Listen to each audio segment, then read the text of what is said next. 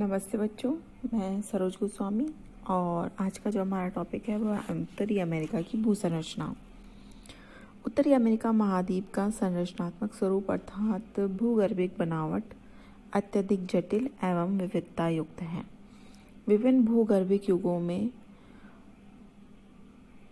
ऋतु क्रियाओं के प्रहार, अपर्दन की क्रिया, अपक्षय की क्रिया, भूगर्भिक हलचल के फलस्वरूप इस महाद्वीप का वर्तमान जो संरचनात्मक स्वरूप अस्तित्व में आया है उसको हम 4 प्रदेशों में व्यक्त किया जा सकता है या कर सकते हैं। सबसे पहला है इसके अंदर वो है कैनेडियन या लॉरेंशियन शील्ड। दूसरा है अपलेशियन पर्वत तंत्र अथवा पूर्वी भाग, जो उत्तरी अमेरिका का है वो पूर्वी भाग। तीसरा है पश्चिमी उत्तर प्रदेश, पश्चिमी उच्च प्रदेश अथवा पश्चिमी कॉर्डिलेरा। चौथा जो है वो है मध्यवर्ती मैदान। तो इस प्रकार से अमेरिका की भू संरचना को इन 4 भागों में बांटा गया है। जैसा कि मैंने आपको बताया कि अमेरिका की जो संरचना को 4 भागों में बांटा गया, उसको 4 भागों में सर्वप्रथम ये आएगा, ये वाला जो पूरा क्षेत्र है इसको हम कैनेडियन शील्ड या लॉरेंशियन शील्ड के नाम से जानते हैं। फिर है अपलेशियन पर्वतक्रम, तो ये वाला जो क्षेत्र है पूरा इसको हम अपलेशियन क्षेत्र या अपलेशियन पर्वतक्रम के नाम से जानते हैं। तीसरा ये वाला इसका उत्तर से लेके दक्षिण तक का संपूर्ण क्षेत्र हम इसको पश्चिमी उच्च प्रदेश या पश्चिमी कॉर्डिलेरा के नाम से जानते हैं। और इन तीनों के मध्य का जो ये क्षेत्र है, जो ये वाला जो क्षेत्र है इनके मध्य का, इसको हम मैदानी या मध्यवर्ती ये वाला जो मध्य का क्षेत्र है इसको हम मध्यवर्ती मैदान क्षेत्र के अंदर विभाजित करते हैं या मैदानी क्षेत्र के नाम से हम पुकारते हैं। तो इस प्रकार से ये प्रमुखतः से उत्तरी अमेरिका की भू संरचना है।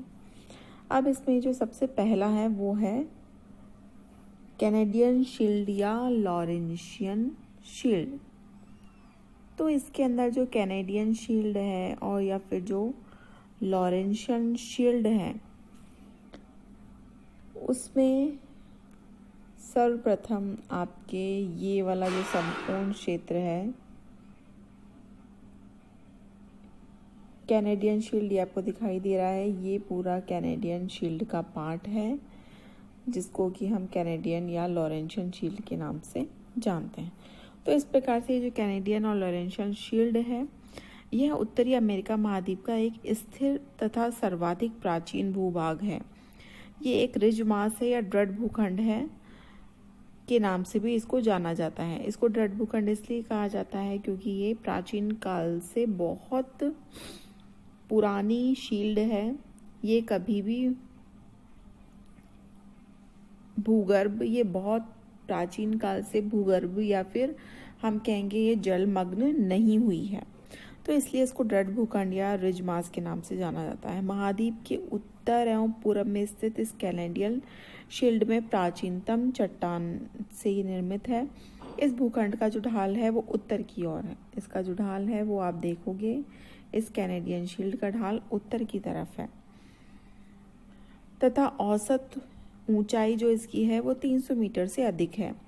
प्री कैम्बियन चट्टानों से निर्मित यह भूखंड 4 बिलियन वर्ष पुराना है। यह शील्ड धात्विक खनिजों से की दृष्टि से काफी धनी है। इसमें अतुल्य खनिज संपदा पाई जाती है। इस भूखंड का अधिकांश भाग जो है वो कनाडा में है, जिसमें कि सेंट लॉरेंस घाटी, अकेडिया के छोटे छोटे भागों को लेकर आंतरिक मैदानों के रूप में स्थित कनाडा के भाग सम्मिलित हैं। संयुक्त राज्य अमेरिका में इसका विस्तार सुपीरियर झील के दक्षिण की ओर, इसमें जो सुपीरियर झील है उसके दक्षिण की ओर तथा एंडीरॉक पर्वतों के पास मिलता है। संयुक्त राज्य अमेरिका में ये केवल ये वाला जो क्षेत्र है ये आपके सुपीरियर झील है। तो इस सुपीरियर झील के आसपास यहाँ पर एंडीरॉक्ड जो आपके क्षेत्र है, पर्वतीय क्षेत्र, उसके आसपास ही इस कैनेडियन शील्ड का पार्ट हमें देखने को मिलता है। इस शील्ड पर हिमानीकरण के कारण असंख्य झीलें निर्मित हो गई हैं। इन झीलों को कई नाम भी दिए गए हैं।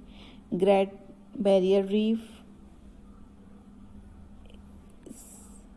इन झीलों को जो नामकरण दिया गया है वो आप अगर देखो तो ये जो कैनेडियन शील्ड का पार्ट है, इसमें आपके 1 नंबर पे जो आपके सबसे पहले आ रही है वो है ग्रेट बैरियर। तो ये वाला जो आपके 1 नंबर पे है ये है आपके ग्रेट बैरियर झील। दूसरे नंबर पे ग्रेट स्लॉव झील, ये आपके ग्रेट स्लॉव झील है। ये मैकेंजी की निम्न भूमि है, ये जो मैकेंजी नदी है उसकी निम्न भूमि क्षेत्र में ये है। फिर है आपके अथावस्का, तो ये तीसरे नंबर पे यहाँ पर आपके ये अथावस्का झील है। रेंडियर चौथे नंबर पे ये जो झील है इसको रेंडियर नाम दिया गया है। स्केचवान 5वें नंबर पे स्केचवान, और छठे पे आपके जो झील आती है वो है आपके यहाँ पर छठे पे जो झील आती है वो है विनिपेग झील। और यहाँ पर ये आपके 5 महान झीलें हैं जो कि सुपीरियर झील के आसपास का जो क्षेत्र है, ओंटारियो, ये जो झीलें हैं इसके आसपास का जो क्षेत्र है वहाँ पर आपके ये महान झील क्षेत्र संयुक्त राज्य अमेरिका का, इसके दक्षिण का जो क्षेत्र है वो संयुक्त राज्य अमेरिका में और उत्तर का क्षेत्र इसका कनाडा में शामिल किया जाता है। तो इस प्रकार से ये जो झीलें हैं वो हिमानीकरण के कारण असंख्य, इस शील्ड पर हिमानीकरण के कारण असंख्य झीलें उत्पन्न हो गई हैं। इसके बाद में जो सेकंड आता है वो है अपलेशन पर्वत। तो अपलेशन जो माउंटेन्स है, अपलेशन जो पर्वत है वो यहाँ पर आपके ये जो आपके है न्यू फाउंड आइलैंड, वहाँ से लेकर के इसके न्यू फाउंड आइलैंड से लेकर के यहाँ तक आपके दक्षिण में ये यहाँ पर आपके पीडमोंट क्षेत्र में या औजार के प्लेटो के आसपास तक अपलेशन जो पर्वतक्रम है वो फैला हुआ है। तो ये जो अपलेशन पर्वतक्रम है इसका विस्तार उत्तरी अमेरिका के पूर्वी भाग में है, वही न्यू फाउंड आइलैंड से लेकर के आपके फ्लोरिडा राज्य के उत्तर तक। इस पर्वत का निर्माण हर्सिनियन भू संचलन के कारण हुआ था। अपलेशन पर्वत 4 अपर्दन चक्रों से गुजर चुका है। यह अत्यंत मोड़दार पर्वत है, ये आपके वलित पर्वत हैं जो वर्तमान समय में अपर्दन के कारण कम ऊंचे रह गए हैं। इस पर्वत तंत्र की जो अधिकतम ऊंचाई है वह 2000 मीटर तक है। इस विशाल पर्वत श्रृंखला के निर्माण के बारे में ये कहा जाता है कि ये पैलेजोइक युग के अंत तक घने तलछटीय जमावों में उत्तर पूर्व से दक्षिण पश्चिमी अक्ष रेखा के सहारे वलन, उत्तर पूर्व से इसमें जो वलन पड़े थे वो आपके उत्तर पूर्व से तथा दक्षिण पश्चिमी जो अक्ष रेखा है उसके कारण इसके सहारे इस तलछटीय क्षेत्र में जो तलछट जमा थे उनमें आपके मोड़ उत्पन्न हो गए, जिससे कि अपलेशन पर्वतक्रम का निर्माण हुआ। और इस पर्वत क्रम को हर्सिनियन पर्वतक्रम में शामिल किया जाता है।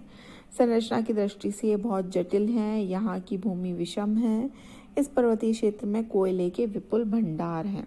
जो कोयले के भंडार हैं वो अपलेशन माउंटेन्स के अंदर हैं। भू संरचना के आधार पर अपलेशन पर्वतक्रम को 3 मुख्य भागों में बांटा गया है। इसे प्राचीन अपलेशन, इसका पूर्वी भाग है उसे प्राचीन अपलेशन के नाम से जाना जाता है। ये ट्रियासिक निम्न भूमि द्वारा उत्तरी और दक्षिणी 2 क्षेत्रों में विभक्त है। ये वाला जो क्षेत्र है इसका पूर्वी भाग।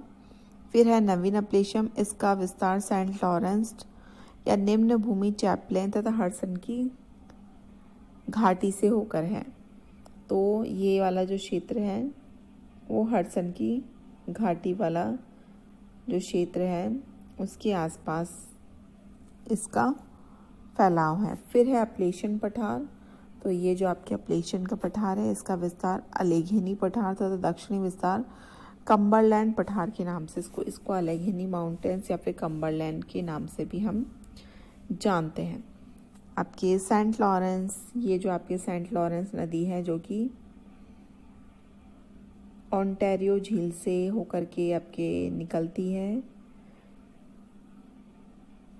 और ये 5 महान झील क्षेत्र आपके जिसमें कि superior lake, Michigan lake, Buren lake, eri lake तथा ओंटारियो लेक, जिसको कि 5 महान झील का क्षेत्र भी कहा जाता है। तो इस प्रकार से इसके दक्षिण में अपलेशियन जो माउंटेन्स है वो फैले हुए हैं। संयुक्त राज्य का अधिकांश कोयला उत्पादक क्षेत्र अपलेशियन पर्वत के पश्चिमी भाग में स्थित है।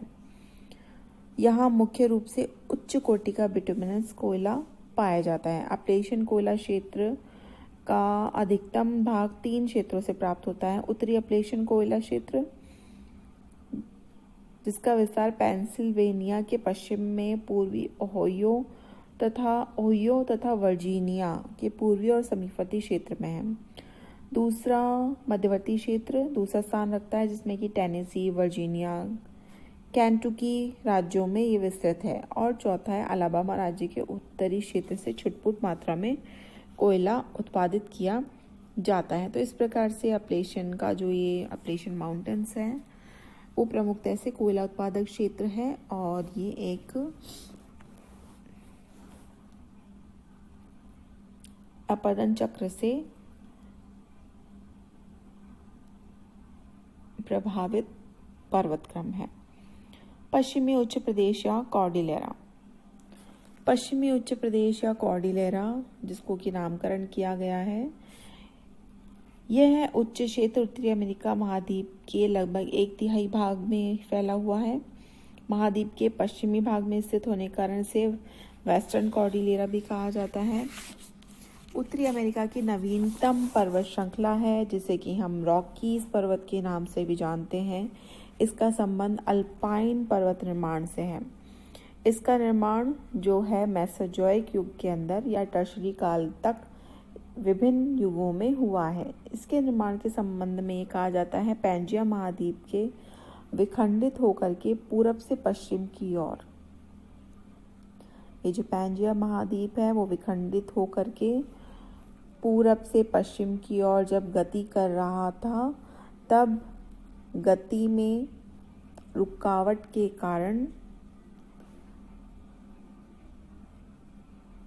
यहाँ पर पर्वतीय या वलन क्रिया उत्पन्न हुई, जिससे कि रॉकीज पर्वत बने। इसमें उत्थान के साथ भ्रंशन की क्रिया भी हुई, जिसके कारण कि इसके मध्य में, इस रॉकीज पर्वत के मध्य के क्षेत्र में कई पठार भी देखने को हमको मिलते हैं या बेसिन भी देखने को मिलते हैं। यह पर्वतीय भाग 3 लंबे समांतर भागों में विभक्त है, जिसमें कि सबसे पहला है रॉकीज पर्वतीय क्षेत्र। यह उत्तरी अमेरिका की नवीनतम मोरदार पर्वत श्रेणी है, जिसका निर्माण मेसोजोइक युग के प्रारंभ से होकर टर्शरी काल तक विभिन्न भूगर्भीय हलचलों का परिणाम है। इसका विस्तार उत्तर पश्चिम में आपके, इसका जो विस्तार है वो यहाँ पर आपके अलास्का से लेकर के दक्षिण में यहाँ पर मैक्सिको तक ये पूरा फैला हुआ है, लगातार फैला हुआ है। तो ये रॉकीज पर्वतीय क्षेत्र है। फिर है दूसरा भाग इसका अंतर पर्वतीय पठार का विस्तार भी अलास्का से मैक्सिको तक रॉकीज पर्वत श्रृंखला के पश्चिमी तट के सहारे है। इसमें जो कई पठारों को शामिल किया गया है। अंतर्वर्तीय पठार का जो विस्तार है अलास्का से मैक्सिको तक रॉकीज पर्वत श्रृंखला पश्चिमी तट के पहाड़ों के मध्य में है। इसमें जो सर्वप्रथम इसको शामिल किया जाता है वो है आपके कोलोराडो का पठार। ये आपके कोलोराडो का पठार जो कि आपके कॉस्केट पर्वत तथा रॉकीज पर्वत के मध्य में फैला हुआ है। फिर आता है आपके इसमें नेक्स्ट कोलंबिया का पठार, जो कि ब्रिटिश कोलंबिया का पठार भी कहा जाता है। ये लावा निर्मित है। इसमें अनेक सक्रिय ज्वालामुखी मिलते हैं। कोलोराडो पठार ग्रैंड बेसिन के दक्षिण में स्थित है। ये आपके यहाँ पर ग्रेट बेसिन के ठीक दक्षिण में आपके कोलोराडो का पठार है। ये पठार बालू पत्थर चूना पत्थर से निर्मित है। इसी भाग में कोलोराडो नदी द्वारा निर्मित ग्रेट कैनियन, कोलोराडो जो नदी है वो आपके एक कैनियन बनाती है, वो इसी क्षेत्र में स्थित है। कैनियन आपके वी आकार की जो घाटी होती है उसका ही और विस्तृत रूप होता है। जब नदी बहती हुई अपनी जो तलहटी है उसको और अपर्दित करना प्रारंभ करती है तो ये जो आपके वी आकार की घाटी है और ज़्यादा गहरी हो जाती है। तो इस प्रकार का जो क्षेत्र है जिसके कि ढाल बिल्कुल खड़े हुए होते हैं और इसके आपकी तलहटी में नदी कहीं प्रवाहित होती है, जो कि ऊपरी ढालों पे खड़े होकर के देखने से हमें दिखाई नहीं देती है। तो इस प्रकार का आपका जो संरचना होती है उसको हम कैनियन कहते हैं। ग्रैंड कैनियन सबसे बड़ा कैनियन है जो कि कोलोराडो नदी द्वारा निर्मित होता है। इसके बाद में आते हैं प्रशांत पर्वतीय क्षेत्र। प्रशांत तट की दोनों समांतर श्रेणियां पश्चिमी और पूर्वी भागों में विभाजित हैं। पूर्वी पर्वतश्रेणियों को ये आपके पूर्वी जो पर्वतश्रेणी है उसको कि अलास्का श्रेणी के नाम से भी जाना जाता है और पश्चिमी जो तटीय श्रेणी है उसको हम कॉस्ट रेंज के नाम से भी पुकारते हैं।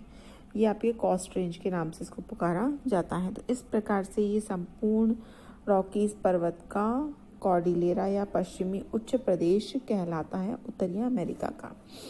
इसके बाद में जो चौथा बिंदु है वो है मध्यवर्ती मैदान, जो कि ग्रेट प्लेन्स, जैसा कि मैंने आपको पूर्व में भी बताया था कि पश्चिमी कॉर्डिलेरा तथा ग्रेट कैनेडियन शील्ड, इसमें आपके सर्वप्रथम मैंने आपको बताया इसमें कि ये पूरा जो आपके ब्राउन कलर से आपको दिखाई दे रहा है ये संपूर्ण क्षेत्र आपके उच्च पर्वतीय प्रदेश है। फिर ये आपके येलो कलर में जो आपको दिखाई दे रहा है ये आपके ग्रैंड कैनेडियन शील्ड है और ये जो ग्रीन कलर में दिखाई दे रहा है वो कहीं कहीं पर आपके तटीय क्षेत्र या मैदानी क्षेत्र हैं। इसमें आपके प्रमुख रूप से जो मध्य इसको ग्रेट प्लेन्स या सेंट्रल प्लेन्स ये आपके इसको ग्रेट प्लेन्स भी कहा जाता है। ये आपके सेंट्रल प्लेन्स है, ये ग्रेट प्लेन्स है।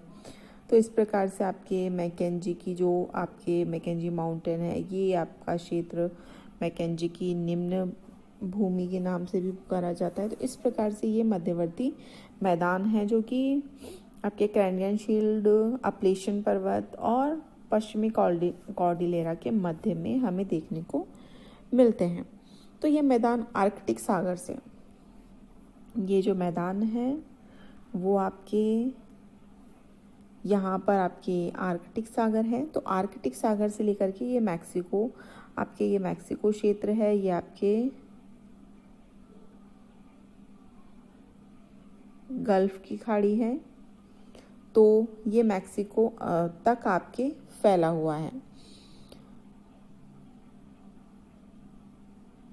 इसके पूर्व में जैसा कि मैंने बोला पश्चिम में कॉर्डिलेरा आ जाता है, पूरब में अपलेशियन और लॉरेंशियन और ग्रेट आपके लॉरेंशियन या कैनेडियन शील्ड आती है। यह भाग प्रारंभ में किसी समय छिछला समुद्र था जो कि कालांतर में अपलेशियन व रॉकीज पर्वत के रूप में से प्राप्त निक्षेपों से भर गया है और मैदान में परिवर्तित हो गया है। तो इस प्रकार ये मैदान नदियों द्वारा तलछट के जमाव से निर्मित है। इस मैदानी प्रदेश में हिम जलोढ़क निक्षेप के प्रमाण देखने को मिलते हैं। इसकी परतदार चट्टानों में कोयला, खनिज तेल के संचित भंडार हैं। इसको हम 5 भागों में बांटते हैं। पहला है मैकेंजी की निम्न भूमि। तो आपके ये वाला जो क्षेत्र है, ये मैकेंजी नदी यहाँ प्रवाहित होती है, तो ये मैकेंजी की निम्न भूमि। दूसरा है वृहद मैदान। जो वृहद मैदान है वो ग्रेट प्लेन्स के अंदर, हम इसको, जो ग्रेट प्लेन्स है वो ये आपका ये वाला जो क्षेत्र है, इसको हम ग्रेट प्लेन्स कहते हैं। तीसरा है आंतरिक निम्न भूमि। तो जो ये आपके 5 महान झीलों का जो क्षेत्र है, इसको हम आंतरिक भूमि कहते हैं।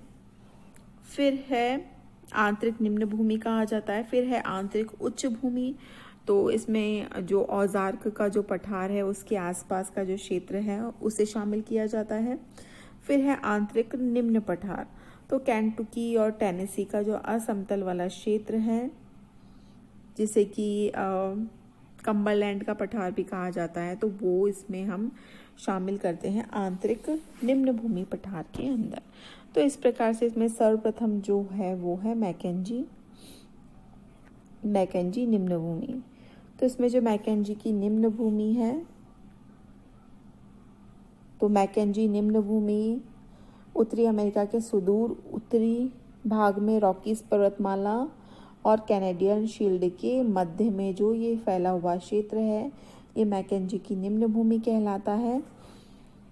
इस प्रदेश पर हिमनदीय निक्षेप के प्रमाण मिलते हैं। यहाँ अनेक प्रकार की झीलें पाई जाती हैं, जैसा कि मैंने आपको प्रारंभ में भी इन झीलों के नाम बताए थे। ये जो झीलें हैं, जैसे ग्रेट बियर आप हो गई, आपकी ग्रेट स्लॉव, अथावस्का, रेंडियर, स्केचवान, ये आपके यहाँ पर आपके ये मैकेंजी की ये निम्न भूमि का जो ये क्षेत्र है वो ये है। तो इसमें आपके अथावस्का, रेंडियर, स्केचवान, विनिपेग इत्यादि झीलें हैं जो कि हिमानीकरण क्रिया का ही परिणाम है। यह प्रदेश सड़क और रेल मार्ग रहित है, केवल जल और वायु मार्ग ही यहाँ पर विकसित अवस्था में है। फिर आता है आपके दूसरा वृहद मैदान, जिसको कि ग्रेट प्लेन्स भी कहा गया है। तो ग्रेट प्लेन्स में जैसा कि मैंने आपको बताया कि ये आपके ग्रेट प्लेन्स है।